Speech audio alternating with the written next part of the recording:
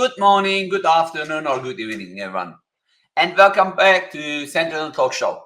I'm your host, Dr. Erdal Ozkaya, and today we have a truly invaluable conversation in store, especially for our CISO community, because I'm going to bring someone who worked in multiple financial institutions as CISO, as BISO, and right now he works again in a financial institution in a very important critical role. Before I go and talk too much, let me tell you this. Ahmed Nabil Mahmoud is a titan. He worked in multiple institutions, more than 20 years experience. I can proudly say that I worked with him in the past at the same bank as well, at Sentinel Chartered. We are same awardees from Microsoft. He's a Microsoft MVP like myself, or I'm like him. If I'm not wrong, he's also a regional director.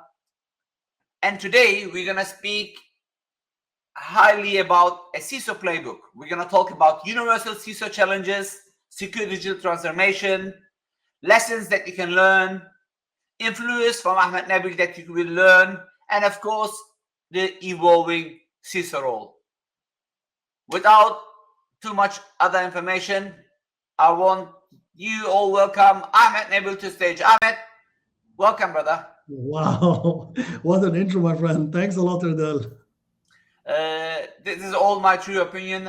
You know this. I know we know each other for years, but honestly, you are not in this show because you are my friend.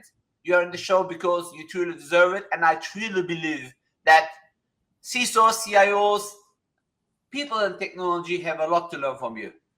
No, I thanks, might say Erdal. something. Who are you? Please tell us what you do. The stage is yours. So again, thanks a lot for hosting me. The idea of this series and this talk shows is really very informative. I've watched several videos, most of them for our colleagues and friends and other professionals in the security industry, and it's really very informative for us. So thanks, and hopefully we can add something today for all the audience. I So as you have mentioned, I have no doubt. so as you mentioned, you made me old as usual by saying the 20 plus years experience. But yes, I've been working in this industry for more than 20 years. Hopefully, I don't look Oh, you that are old. old. That's the If you problem. don't believe me, ask your son. That's the problem. You know a lot of things about it. So yes, I've been working in this industry for the last 20 plus years. And as you know, there was no security at that time. So we started with IT, with the normal IT, the networks, the user support, computer support, server support, days of the data centers and all this, the cold data centers. And then I switched gradually, going to the cloud, to the security, the architecture, handling multiple roles. CISO, head of security, head of engineering, head of architecture, governance, BISO, wide experience, and what I'm proud of also that I've worked in multiple industries and multiple verticals, which definitely added a lot to my experience. All right. Talking about this experience, dear Ahmed Nabil. Let's start with financial institutions. You worked as CISO for Egyptian Banking Corporation. You worked as BISO for Standard Chartered. Right now, you work as head of cyber defense. You see, you know, I think it really doesn't matter where you work as a CISO or as a cybersecurity expert. You you gain many universal experiences, and I'm pretty sure you are aware of many universal challenges that us CISOs face today, regardless of the industry, location, and what is the most challenges that you see, and how can we learn from you on those challenges to overcome them?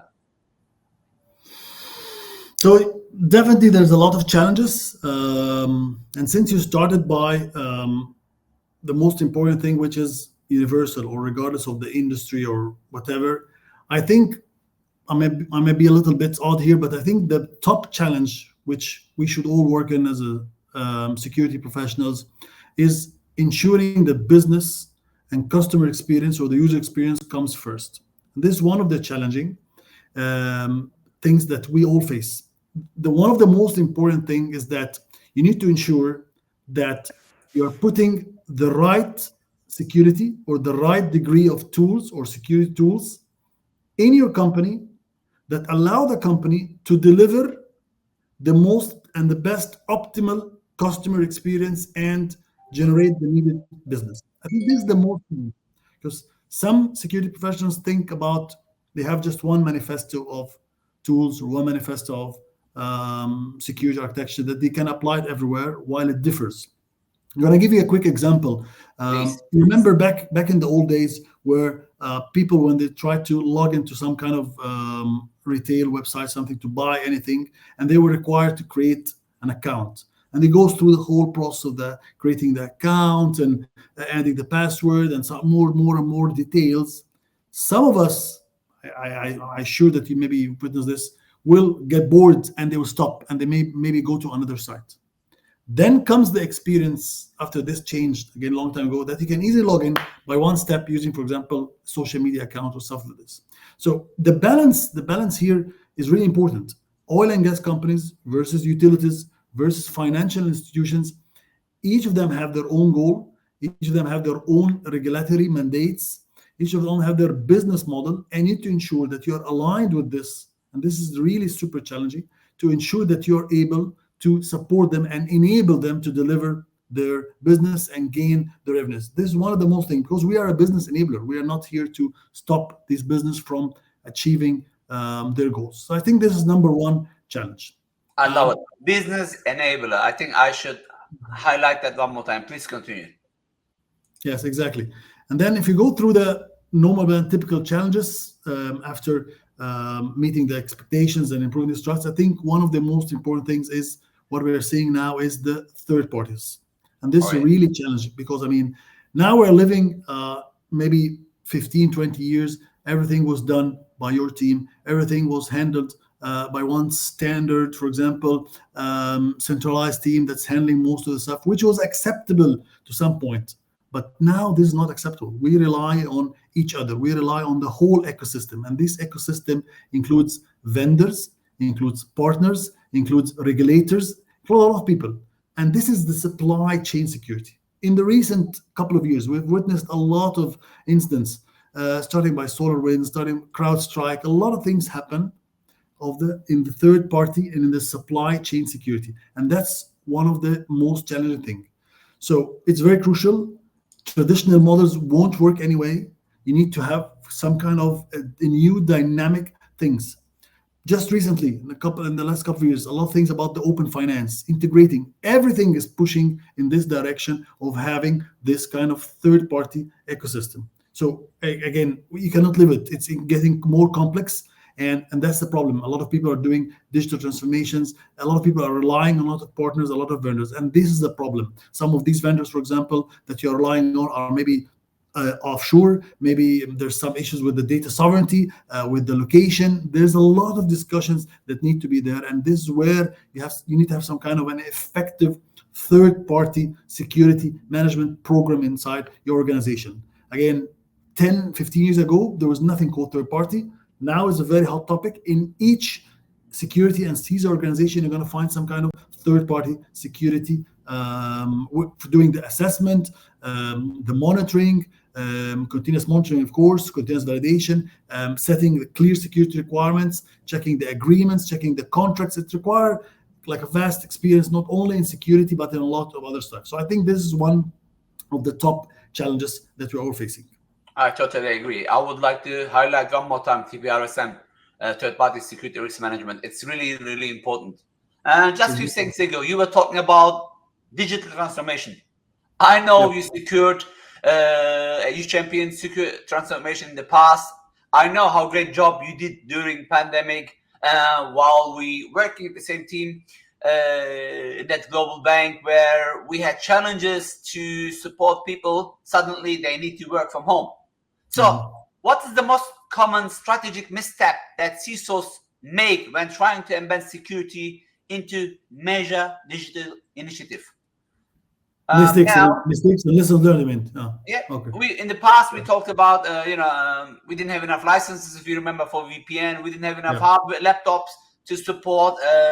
We had many people coming to the office, but now cloud adoption, and I know you're a cloud expert, AI adoption is coming.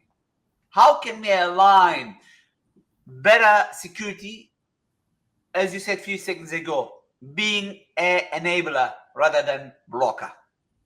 Very good. So back again to the same point which I'll try to highlight, which is again lack of business integration.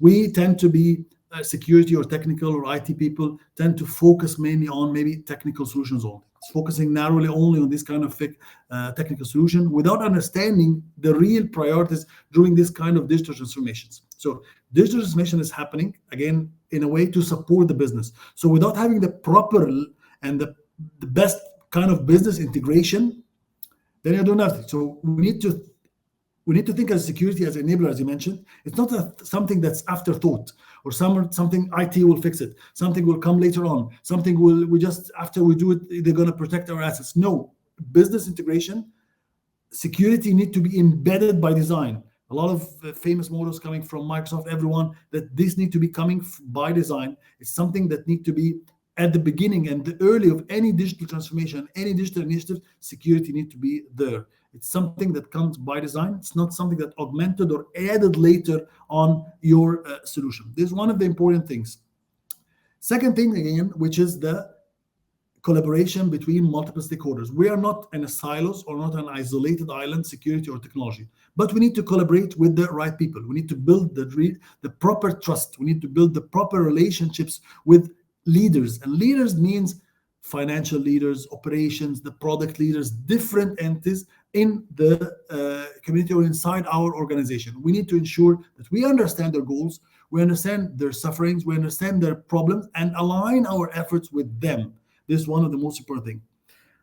Again, also, as you mentioned, the example of the COVID. Of course, COVID is a very acute and a severe incident, but it happened. And the problem is that we were not, or multiple organizations were not ready for this because they lacked continuous testing, continuous evaluation, ensuring they just do, for example, a couple of plans, a couple of just minimum business continuity. And this is where the resilience comes. You need to ensure that you're doing the proper testing, ensuring that you have the plan affected, what will happen, multiple scenarios. Don't just repeat the scenario. Every year come with multiple new scenarios, some aggressive scenarios, some stress testing, for example, to ensure that you are ready, that things might happen. The bad things might happen, and need to be ensuring that you are able to recover. At least the critical functions are able to recover. This is very important aspect as well. Another point, I just want to take more time, but another point again is sometimes we misjudge the risks. Sometimes we misjudge the risks in the environments. Again, this comes back to the beginning and the original question, which is the multiple industries that we're having.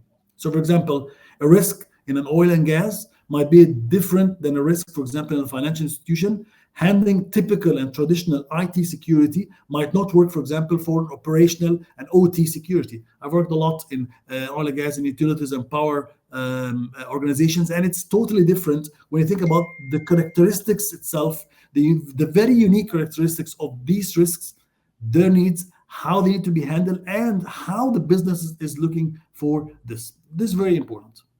I totally agree. Talking about oil and gas, talking about stress testing, talking about you at the moment leading cyber defense in a large organization. I know you have a great incident response and red teaming experience. And I know you learned, knowing you very closely, you work in an environment where everything was down the very, very previous time, not to finger point to something. I remember being in that red team, in that war room, while the CIO walking in, laughing, saying, you know what, it looks like everything is okay in the news, but everything was down. You worked a lot to bring the environment up. And why I did highlight that, you saw good and bad management. You saw good and bad security practices. Incident response is a key. Incident response is a must. Now, coming to your expertise, from a significant security event that fundamentally changed the approach of building cyber resilience, and what is the most important action that us CISOs should take to prepare, should take care to prepare in such events? Again, knowing you were in the worst of the worst, you saw the bottom, and you worked suddenly to bring this environment up. What is the most important thing to learn from this? So you need to have a lot of coffee, man. You need to be awake a lot. So I've been working in incident response and cyber defense for several years. Thankfully, now I moved to a lot of engineering and architecture. But you've touched a very important thing. My quick answer will be 2 words only: assume breach. That's the main thing. That's the key lesson everyone should learn for something like this. It's assume breach. I keep saying that, hey, I know I'm going to break a secret, but you're going to die one day, right? So prepare to the worst. And in cybersecurity, we keep saying that. Look, yes. I don't know when, I don't know how, but most probably you're going to hack, either directly or indirectly. And assuming breach is, I think, one of the most important mindset that you should take. Okay, exactly. But putting back, I know how hard it took you to work with a team, which was globally, it was a team in Ireland where you had computers. It was a team in India, which was different to the team in UAE. You had a team in UK, which were understanding security different to the team that in Malaysia. So putting all this, how did you manage to shuffle everything up to bring everything step by step back up? So very good question. So as I mentioned, and as you clearly mentioned, I mean, top organization being hacked, they will get hacked. No one can stop something like this, regardless whether with all the muscles. Right? Yes, this is assume breach. Exactly, it's assume breach. If you don't have this mentality, that's the problem. Now, once you have this assume breach, then you're going to focus everything. For example, you're going to focus on the recovery. You're going to focus on the business continuity. You're going to focus on the backups. For example, you can see a lot of companies that are paying ransoms because they don't have a simple and very simple solution, which is having a continuous backup for their access. That's it. They don't have the backup, they have the pay. That's it. So backup, and more importantly, I'm gonna step here, restore. We sometimes mix the word, like I have the backup. Well, but when did you restore last time? Which is part of incident response. Testing, exactly. This was the next thing, the testing. 100%. Backup, restore. When Ahmed talks about backup, he means backup and restore. Restore testing, just to highlight for new beginners. I know advanced people will be aware of that. Sorry, I cut you off. Please continue, Ahmed. No, 100%. So that's the thing. So you're focusing now on the recovery, on the backup, ensuring the business continuity. And then this is one step. The next step, as you mentioned, which are you testing this or not? Are you testing your backups? Are you testing your incident response plans? So back in all buildings now and back in our offices, this kind when you have all this serene and your beeps and they're testing, for example, if a fire happened, are you testing your incident response plan? And by testing, I'm not talking about, for example, just a simple tabletop exercise where people gather around the table, they ensure that everyone knows his roles and responsibilities, and that's it. No, have you done, for example, an aggressive red teaming? Have you done some kind of purple teaming exercise? Have you done some kind of massive pen testing and you checked what's happening? Where's the testing is going? Where's the analysis of the incident response plan? What went well? What failed? What lessons learned you're getting? This is very, very important. Do you have the resilient organization culture? Are the employees, again, one of the most important things, what is the level of education? What's the level of awareness? As you mentioned, you might have a multiple teams, some of them back in the UK, some in India, some in UAE, some in Egypt. Do you have the proper level of education? Do they understand what's a cyber risk? Do they understand the role? Do they understand what they need to do again? What they need when something like this happens, when an incident occurs or something like this? This is one of the most. So you need to ensure that you need to embrace security. You need to adopt security controls. You need like the backup, all kind of controls, endpoints, all these nice things. And then you need to ensure that you integrate this security in the overall resilience and the overall business continuity plan of the organization. It's a very long process, but again, it will pay back because again, start from the beginning, assume breach. We might be hacked at any point of time. I love it. Thank you, Ahmed. Thank you. Let's step back. Now we build a perfect cyber resilience. We use some automated response tools. You mentioned Microsoft. I mentioned Binarize. You use some other tools. You mentioned, whatever, EDR, CrowdStrike, Microsoft Defender, whatever. But now we need to communicate that as well.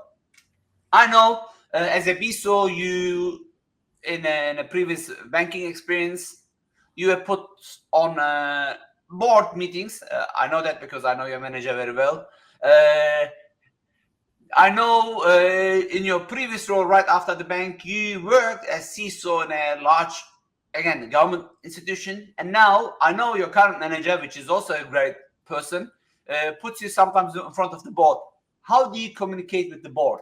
I mean, the last three example that I know, you worked in financial institutions. Before that, you worked in the oil and gas sector. Before that, you worked multiple years in the same organization.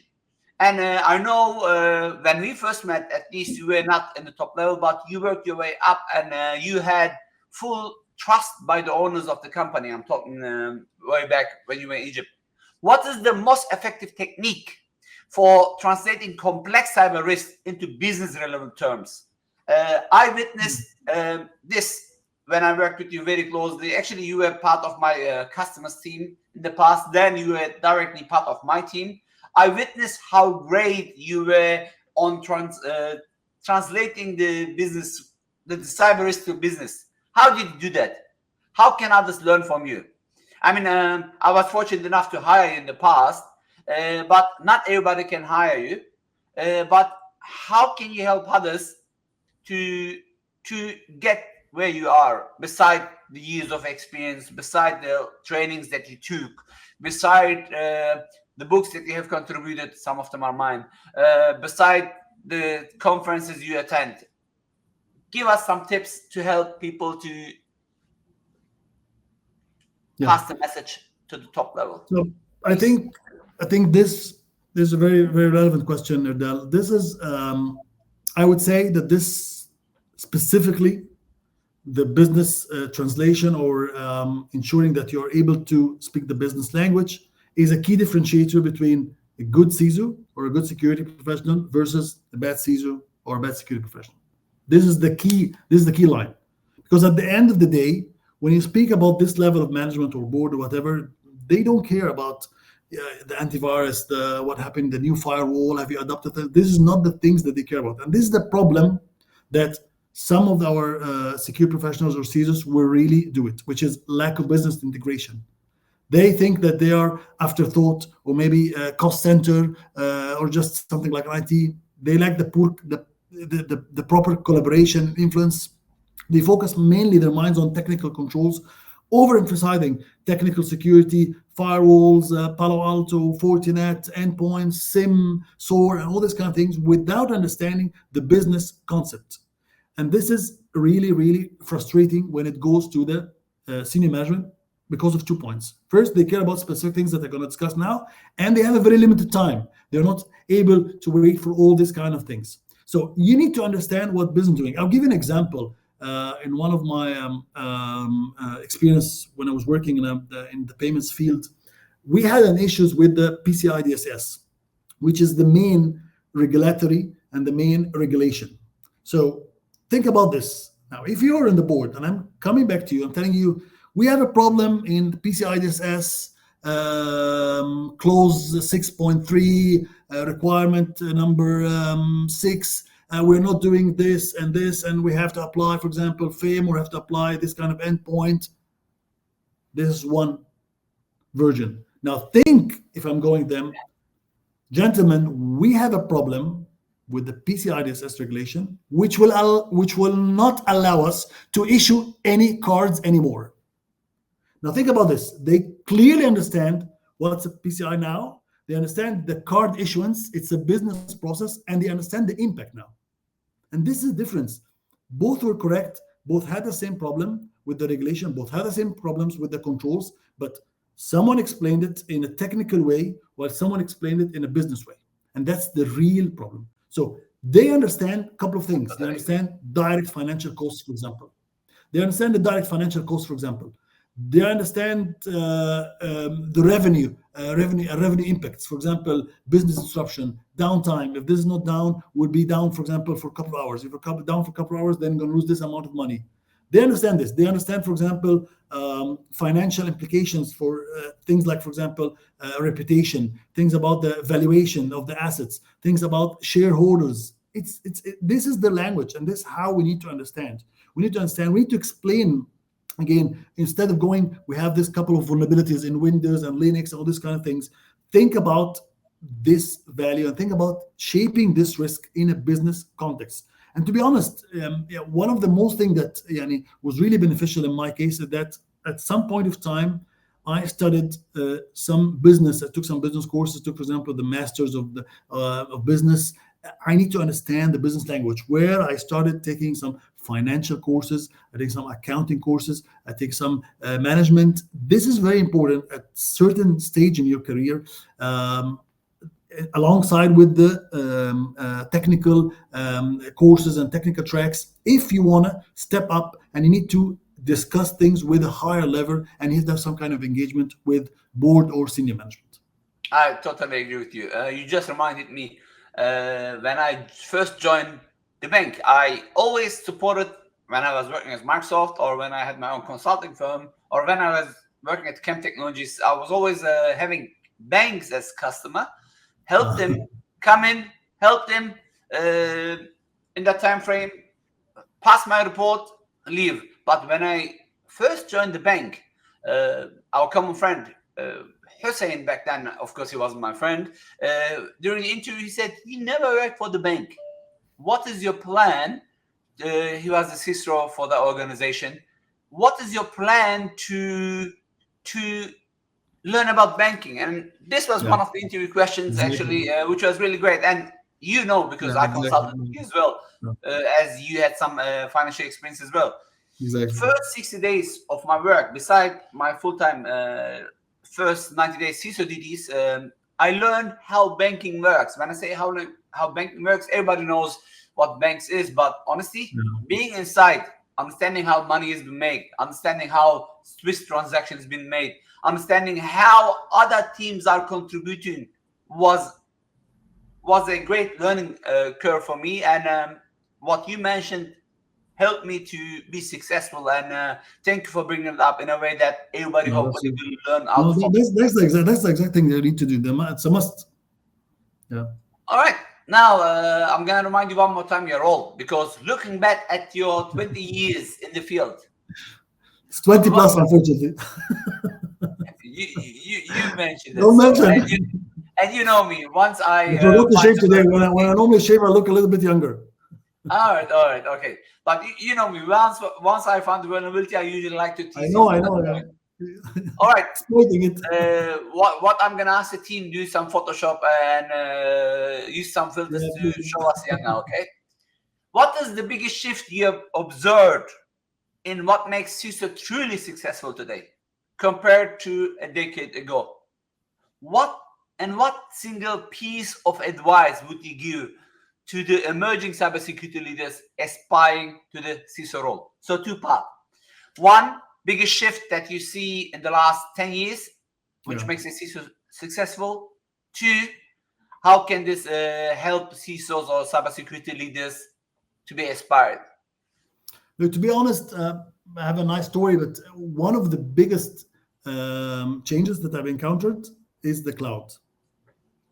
And I remember this, Erdal, it was around 2008, 2009, this range 2010, when the cloud started booming. We have the Azure, AWS, all these kind of things. And I was working in an organization where I had multiple superiors and older gurus that have been in the IT and security field for a long time. And what I've noticed there is that the capability and the ability to embrace this change. When the cloud came, I immediately jumped the cloud. We were the first organization to have, for example, Azure and stuff like this. It was also my road to become a Microsoft MVP, because I became one of the very few people who were really in deep with Azure, which was recognized by Microsoft. On the other side, I found a lot of gurus as well. They didn't embrace this change. They didn't think that it might change the whole industry. They still thought of the old concept of the data center and the machines and the physical machines. It was a major shift for them that things now are becoming virtual. And then things are not within their custody, but things now are in somewhere in the cloud. This was really an eye-opener for me. So whenever something happened now, we passed by multiple transformations after this. We And passed by, AI is right of the. of I mean, course, we are in the middle already, not in the beginning. We are in the middle of AI age. I was trying to avoid the word AI because it's everywhere now, but truly, that's true. We passed by things like what happened in the COVID, working from home, digital transformations. I've been working oil and gas and power. There's something, the digital twins. A lot of transformations happen. Whenever one of these transformations come, I always embrace it, and we'll be the first one to jump in this because it's really good and it's worth to be one of the leaders in this. This will pay back for you. Instead of struggling, the resistance to change, maybe like 15, 20 years ago, you can resist a little bit. This will give you maybe 4 or 5 years. But now, no, if you, for example, take AI. Now imagine at least 1 year, whole 2026, you're resisting AI. It will take your job. And that's the problem. So again, this gives us one of the most important things: embrace the change. Align with the business again. So embracing the change, be the first one to implement.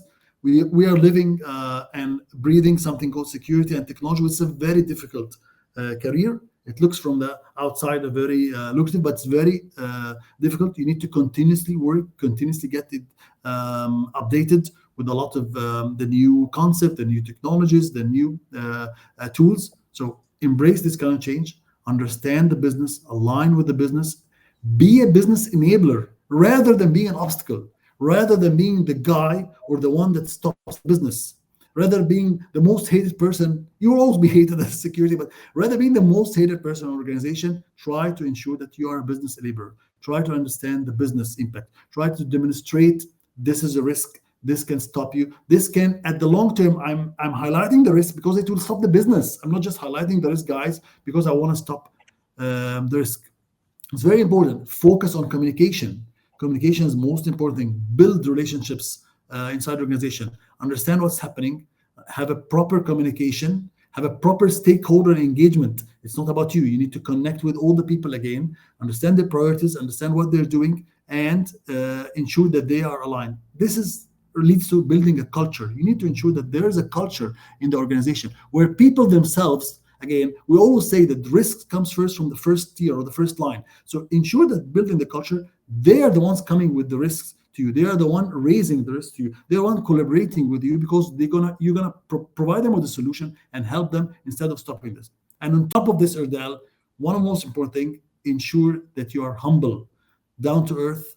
Again, no matter knowledge you have, no matter power, no matter muscles you have, again, there will be someone better than you. There will be someone maybe in the wild, and you might be impacted.